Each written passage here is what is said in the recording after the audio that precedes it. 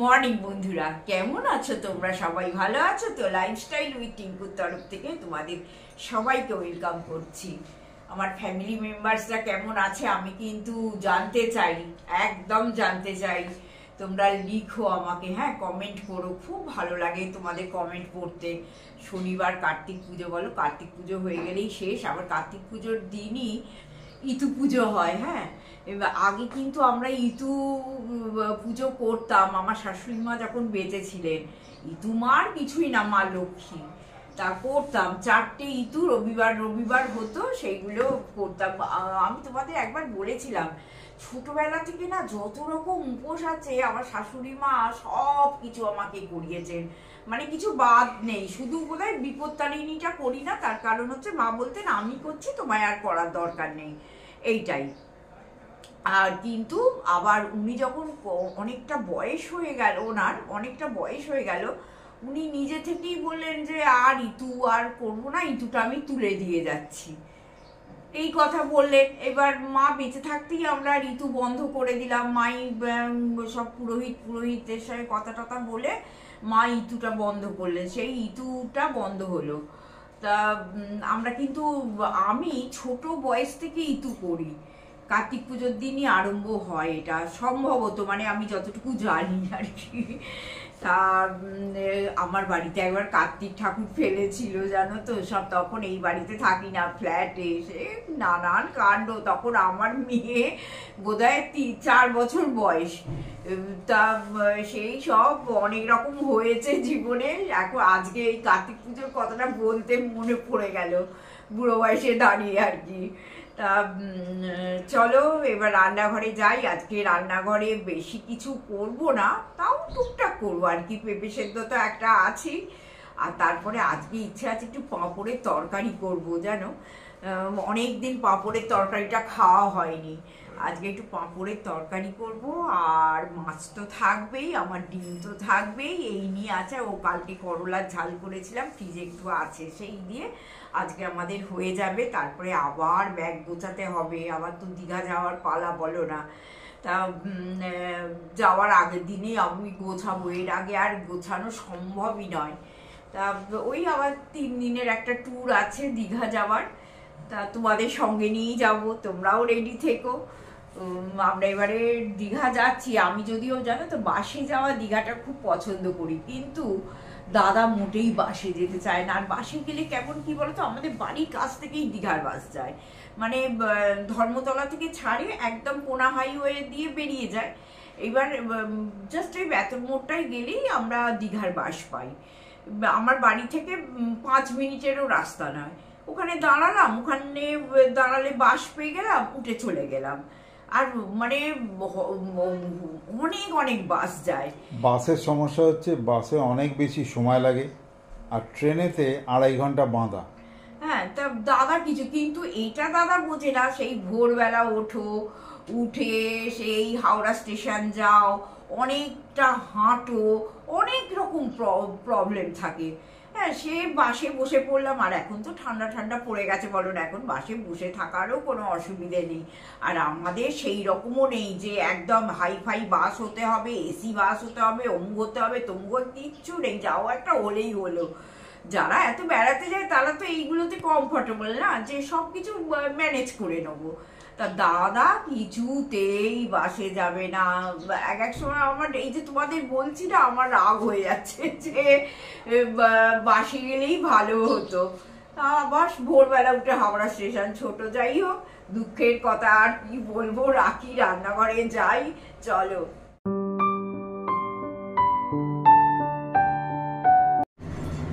রান্না হয়ে গেল বন্ধুরা। আমার দুজনের সংসার তো বারবার বলি এত কিছু লাগে না, একটু আধটু হলেই হয়ে যায়।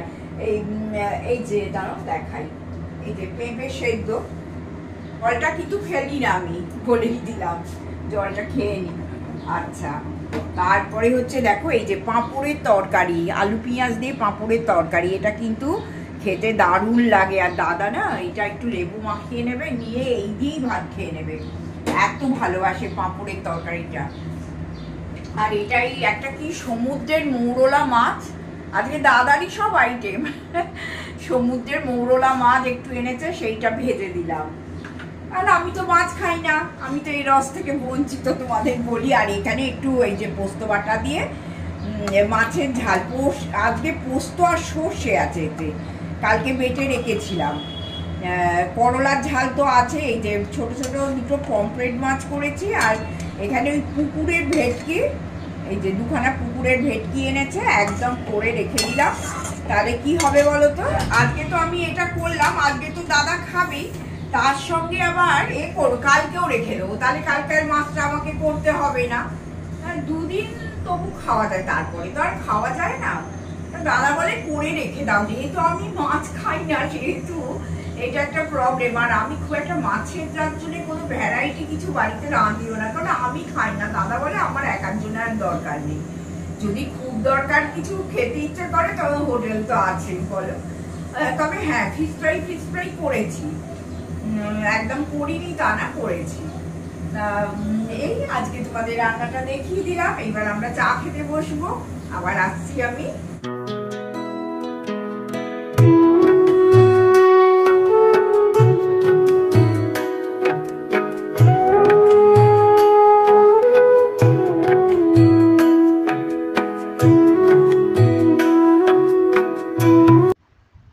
আমাদের দুজনের পছন্দের একটা খুব ভালো জিনিস এসে গেল।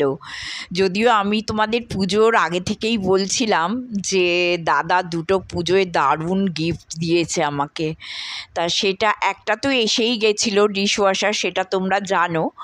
আর এইখানেও আর একটা জিনিস আসছে।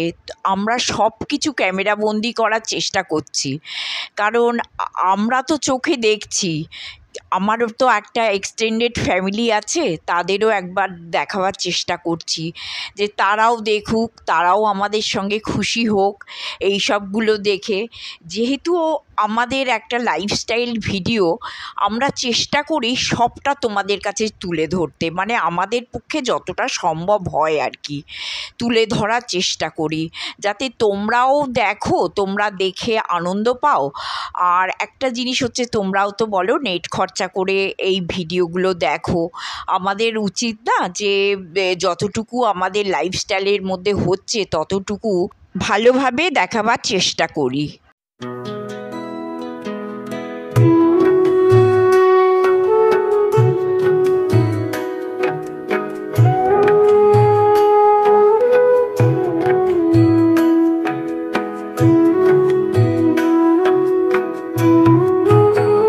বন্ধুরা, আবার তোমাদের কাছে চলে এলাম, একটা দারুণ জিনিস দেখাবো তোমাদের। কি জিনিস বলো তো, আমি তোমাদের বলেছিলাম না যে পুজোর সময় দাদার থেকে দুটো বড় বড় গিফট নিয়েছি।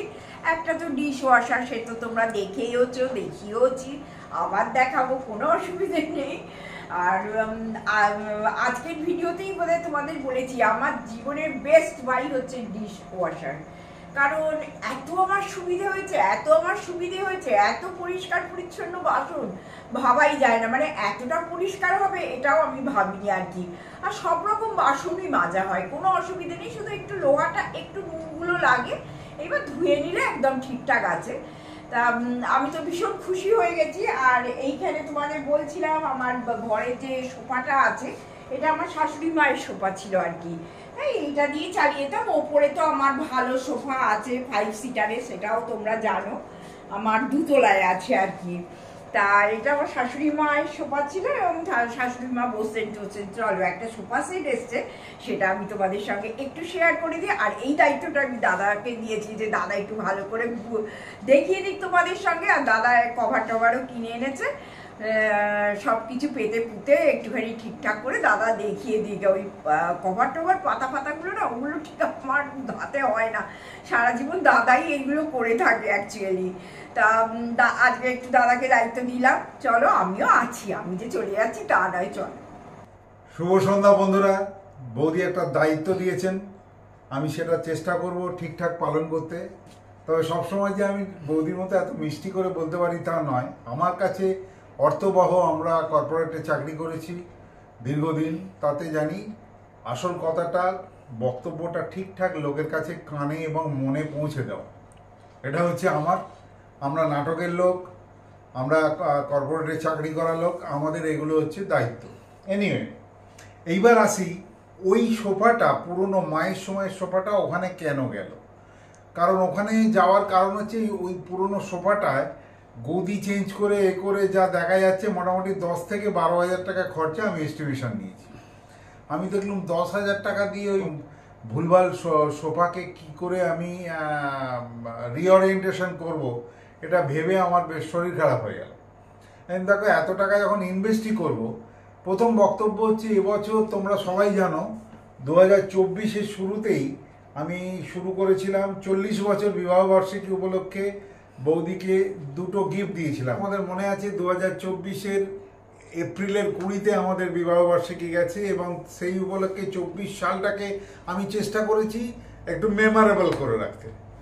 কি দিয়ে না, আমি বৌদিকে ফেব্রুয়ারি মাসে আমাদের প্রিয় গয়নার দোকান HK দত্ত বউবাজার, সেখানে গিয়ে হীরের আংটি, সোনার হার, মানে 12 মাস পরে থাকার জন্য। আমাদের মায়ের সময়ের সব মোটা মোটা হার গলায় দিলে খুব ভারী লাগে, তো যাই হোক সেগুলো সব লকারে, পাতলা সোনার একটা হার যাতে সব সময় পরে থাকতে পারে উইথ লকেট ইত্যাদি। বাকি সব মেয়েকে দিয়ে দিয়েছে, সুতরাং লকারেতেই বসে বসে পড়ছে। সুতরাং এটা ওর কাছে যেন একটা অর্থবহ দাঁড়ায়। এটা গেল 1 আর 2। 3 নম্বর যেটা, সেটা হচ্ছে আমি, তোমাদের মনে আছে, বন্দে ভারত বুক করে আমরা NJP গিয়েছিলাম। দার্জিলিং খুব সুন্দর এনজয় করেছিলাম। দার্জিলিংয়ের ডলফিন হোটেলে কাঞ্চনজঙ্ঘা ফেসিং ঘর নিয়েছিলাম। এবং এইগুলোর পরেও আমার মনে হয়েছিল এই 24 সালে আরও কিছু যেন বাকি রয়ে গেল। 2বার মেয়ের কাছে ঘুরে এলাম, এই রিসেন্টটা আর মে মাসেরটা। তোমরা জানো গরমকালে অনেকেই লিখতে, দিদি ওখানেই থেকে যাও, কলকাতা ফিরো না। ভালো লাগতো শুনে, কারণ ওখানকার ওয়েদারটা হিংসে করার মতন এখনও এবং তখনও, যখন খুশি হও, কারণ ওরা চিরবসন্ত। এইবার আসি, একটা ডিশ ওয়াশার কিনে দিয়েছি। কেন না, কাজের লোকেদের খুব চোখ রাঙানি থাকে, এটা করব, ওটা করব না, সেটা করব, ওটা করব না, ফোন ধরে না, অথচ টাকা নেয় মোটা মোটা। মানে সাধারণ ফ্ল্যাটে কি হয়, খুব অল্প পয়সায় ওরা করে, কিন্তু যখনই এইসব কাজের বাড়িতে আসে তখনই তাদের রেটটা প্রায় ডবল ট্রিপল হয়ে যায়। তো আমরা রিটায়ার্ড লোক, আমরা পাবো কোত্থেকে? তার জন্যে আমি কৃতজ্ঞ মা লক্ষ্মীর কাছে, গোপালের কাছে। তো এরপরেও আমার একটা মনে হয়েছিল একটা ডিশ ওয়াশার কিনে দেওয়া দরকার, এই কাজের লোকের বিড়ম্বনা থেকে বাঁচার জন্য। এইবার কাজের লোক আছে এখনো, কাজের লোক সারা বাড়িটা মোছে, বলেছে আমি মুছলে বাসন মাজতে পারবো না, বাসন মাজলে মুছতে পারবো না। সেই কারণে বস জার্মান কোম্পানির ডিশ ওয়াশার কিনে দিয়েছি, যেটা নিয়ে তোমাদের বৌদি হয়তো বলেওছে এটা আমার জীবনের বেস্ট বাই, মানে অর্থবহ। এরপরেও একটু বাকি থেকে গেছে। কি বাকি থেকে গেছে না, ওই যে সোফাটা আমরা এঘর থেকে বিদায় করেছি, একটা ব্র্যান্ডেড সোফা কেনার আমার অনেক দিনের ইচ্ছে ছিল, যেটা আমি চাকরি জীবনে পারিনি। তোমরা সবাই জানো মধ্যবিত্ত, মেয়েকে ডাক্তার করেছি, MS করেছি, সুতরাং ইনভেস্টমেন্টের বেশ কিছুটা জায়গা ওর পড়াশোনা, ওর কেরিয়ার নিয়েছিল। না, আমার তো 2 তলায় 5 সিটার সোফা সেট আছে, বড় 5 সিটার সোফা আছে। তোমরা যারা ভুলে গেছো তাদেরকে আমরা আবার রিসেন্ট কিছু শুট করে দেখিয়ে দেবো। তো আমার ইচ্ছে হলো যে ব্র্যান্ড এমনি এখানে ওখানে সোফা কিনবো না, কিনলে হোম টাউন অ্যাক্সিস মল এবং সারা ভারতবর্ষেই আছে। তোমরা জানো হোম টাউনের জিনিস ছোঁয়া যায় না, আইকিয়ার মতন ছুঁলেই বড়ি পাওয়া।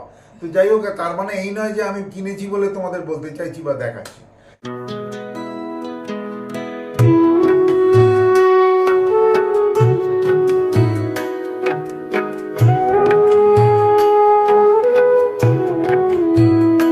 বক্তব্য হচ্ছে জিনিসটা ভালো হবে, ব্র্যান্ডেড জিনিসের কোয়ালিটি বেটার হয়, এভার লাস্টিং ডিউরেশন হয় ইত্যাদি। তো তোমাদের দেখাই, এই হচ্ছে আমার সোফা, এই হচ্ছে আমার সোফা, এবং ওই দিকটা এল শেপ, মানে ইচ্ছে করলে মানুষ টায়ার্ড হয়ে গিয়ে এরম ভাবে নিয়ে বসে এইভাবে বসতে পারে, বসে টিভি দেখতে পারে। এগুলো বসার জায়গা, এগুলো সব আছে। এরপরে পরে মনে হলো যে তোমাদের এগুলো দেখানোর সঙ্গে সঙ্গে এটাকে আরো একটু অর্নামেন্টাল করার জন্য এটা কভার দরকার। কারণ রাস্তার ওপর ঘর, রাস্তা দিয়ে দুনিয়ার গাড়ি যাচ্ছে, সমস্ত ধুলো প্রচুর হয়, যার জন্যে মুছতে ঝাড় দিতে আমরা টায়ার্ড হয়ে যাই, বৌদি এবং আমি। তো যাই হোক, আমার দায়িত্ব নিচেটা, বৌদির দায়িত্ব ওপরটা, আমরা ডাস্টিং করি। আর যিনি কাজের লোক তিনি তো মোছামুছি করেন। তো তো সেই জন্য আমি কভার কিনে নিয়ে চলে এলাম। এটা আমি সাজাচ্ছি, মিন হয় একটু সময় চাইছি, আমি জাস্ট ওগুলোকে অ্যারেঞ্জ করে সাজাবো। তোমরা একটু দেখো, দেখতে থাকো, আমরা আসছি আবার।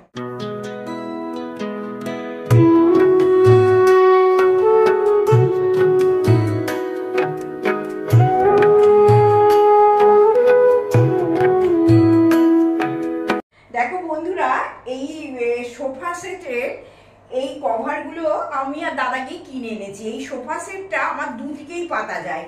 এটা একটা ডিপ কালার, এই যেটা নোংরাটা কম হবে, হ্যাঁ, আর এটা একটু লাইট কালার। তা আমরা এটা ঘুরিয়ে ফিরিয়েই লাগাবো। দেখো কেমন লাগছে। আর এই কভারগুলো নতুন কেনা হয়েছে, হ্যাঁ, যেহেতু আমার ওয়ালের কালারটা একদিকটা হলুদ, সেহেতু আমি চেষ্টা করেছি যে এই হলুদ রংটা এই কুশানের মধ্যে রাখার, দেখতে সুন্দর লাগবে আর কি, একটা সামঞ্জস্য থাকলে ভালো লাগে সব জিনিসটা। কেমন হয়েছে অবশ্যই বন্ধুরা একটু জানিও। এসেছে অনেক কয়েকদিন আগেই, কিন্তু আমি তোমাদের সঙ্গে তো শেয়ার করতে পারিনি, আমরা ব্যাঙ্গালোরেও চলে গেছিলাম, তারপরে তো আর শেয়ার করা হয়নি। ব্যাঙ্গালোরে যাওয়ার আগেই ওরা দিয়ে গেছিল, এই 2 দিন আগে ওরা মানে আমাদের ফিট করে দিয়ে গেছে। কেমন লাগলো নিশ্চয়ই জানাবে। আর আজকের মতো বন্ধুরা ভিডিওটা শেষ করছি। প্লিজ সাবস্ক্রাইব করতে ভুলো না, আর কমেন্ট অবশ্যই করো, আর যদি ভালো লাগে অবশ্যই একটা লাইক দিও। লাইক দিতে একদম সময় লাগে না। আর দাদা বৌদির পাশে থেকো, হ্যাঁ। আজকের জন্য গুড নাইট, টাটা। আর অবশ্যই জানাবে সোফাটা কেমন লাগলো, এল শেপের সোফা আর কি, হ্যাঁ, কেমন লাগলো অবশ্যই জানিও।